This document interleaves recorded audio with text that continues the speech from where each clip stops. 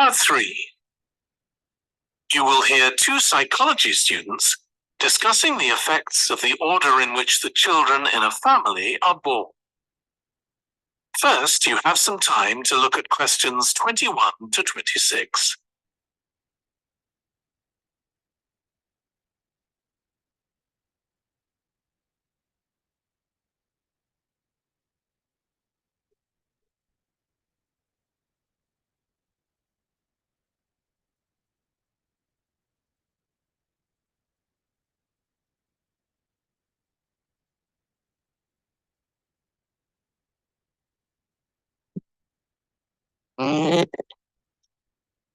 Now listen carefully and answer questions 21 to 26. Ed, how are you getting on with the reading for our presentation next week? Well, okay, Ruth, but there's so much of it. I know. I hadn't realised birth order was such a popular area of research. But the stuff on birth order and personality is mostly unreliable. From what I've been reading, a lot of the claims about how your position in the family determines certain personality traits are just stereotypes with no robust evidence to support them. Okay, that's an interesting point. We could start by outlining what previous research has shown.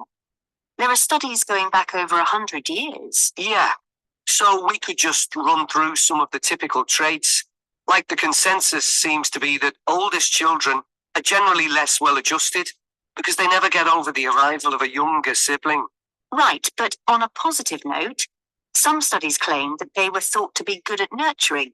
Certainly in the past, when people had large families, they would have been expected to look after the younger ones. There isn't such a clear picture for middle children.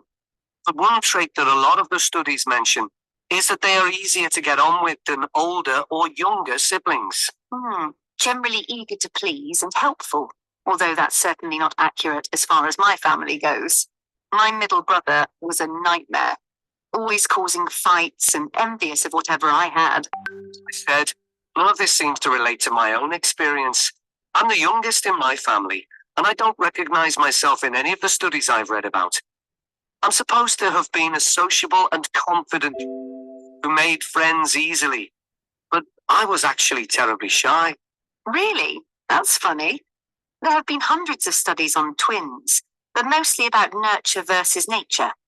There was one on personality which said that a twin is likely to be quite shy in social situations because they always have their twin around to depend on for support.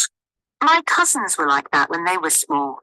They were only interested in each other and found it hard to engage with other kids. They're fine now, though. Only children have had a really bad press. A lot of studies have branded them as loners who think the world revolves around them because they've never had to fight for their parents' attention. That does seem a bit harsh. One category I hadn't considered before was children with much older siblings. A couple of studies mentioned that these children grow up more quickly and are expected to do basic things for themselves, like getting dressed. I can see how that might be true. Although I expect they're sometimes the exact opposite, playing the baby role and clamoring for special treatment.